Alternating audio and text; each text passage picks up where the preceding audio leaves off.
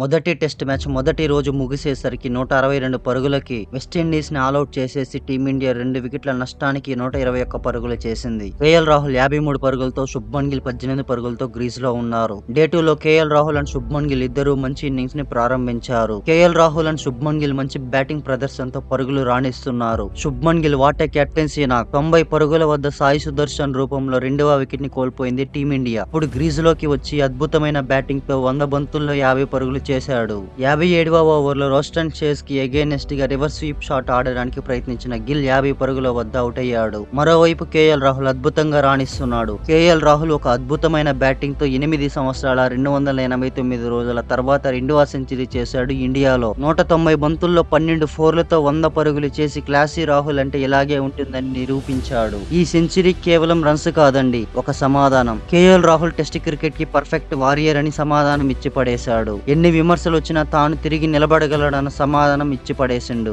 ఈ ఇన్నింగ్స్ ని చూసిన ప్రతి ఫ్యాన్ హృదయాల్లో ఒక్క మాట మాత్రం వినిపిస్తుంది, కేఎల్ రాహుల్ మళ్ళీ పుట్టాడని. ఈ ఇన్నింగ్స్ లో కేఎల్ రాహుల్ సెంచరీ బ్యాటింగ్ ఎలా ఉందో కామెంట్ చేయండి. ఫైనల్లీ సెషన్ 1 ముగిసేసరికి 67 ఓవర్లలో 3 వికెట్ల నష్టానికి 218 పరుగులు చేసింది టీమిండియా. దీంతో సెషన్ 1 ముగిసేసరికి 56 పరుగుల అధికంలో ఉంది మన టీమిండియా. సెషన్ 1 లో టీమిండియా ఒక్క వికెట్ కోల్పోయి వెస్టిండీస్ టీం ని డామినేట్ చేసి పడేసింది. సెషన్ 2 లోకి వెస్టిండీస్ టీం ఎంత మంచి వ్యూహాలతో వస్తారో అది కీలకం. ఒక మంచి స్ట్రాటజీతో అయితే రావాల్సిన అవసరం వెస్టిండీస్ కి ఉంది. ఇప్పటి వరకు జరిగిన టెస్ట్ మ్యాచ్ లో వెస్టిండీస్ చాలా ప్రెజర్ లో ఉంది. ఇక రెండవ సెషన్ ని కేఎల్ రాహుల్, ధ్రువ్ జురేల్ ప్రారంభించారు. లంచ్ బ్రేక్ తర్వాత వేసిన మొదటి ఓవర్ లోనే కేఎల్ రాహుల్ 100 మీద అవుట్ అయిపోయాడు. తర్వాత బ్యాటింగ్ కి వచ్చిన జడేజా ఏమాత్రం పిచ్చిని లెక్క చేయకుండా అదరగొడుతున్నాడు. జడేజా ఇంగ్లాండ్ సిరీస్ లో ఏదైతే ఫామ్ ని కొనసాగించాడో అదే ఫామ్ తో వెస్టిండీస్ కి అగైనెస్ట్ గా కూడా 81 బంతుల్లో 3 ఫోర్లు 4 సిక్స్లతో 50 పరుగులు చేసి స్టేడియం ని వణికిస్తున్నాడు. మరోవైపు ధ్రువ్ జురేల్ టీమ్ మేనేజ్మెంట్ రిషబ్ పంత్ కి రీప్లేస్ గా తీసుకుంటే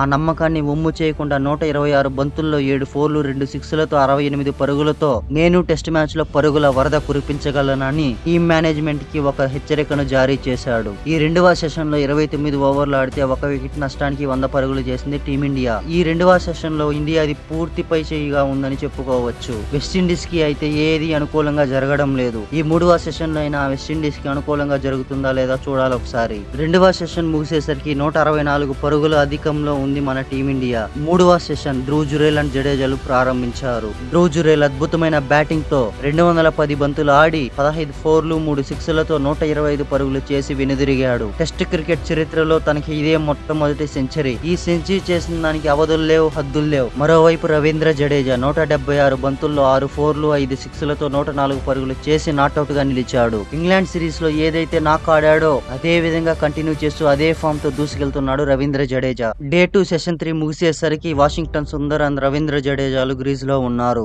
డే 2 అంతా కూడా ఇండియా టీం డామినేట్ చేసి పడేసిందని చెప్పుకోవచ్చు. ఈ డే 2 లో మన టీమిండియా బ్యాటింగ్ ఎలా ఉందో కామెంట్ చేసి ఇప్పుడే మన ఛానల్ ని సబ్స్క్రైబ్ చేసుకోండి. మరెన్నో వీడియోలతో అదరగొడదాం.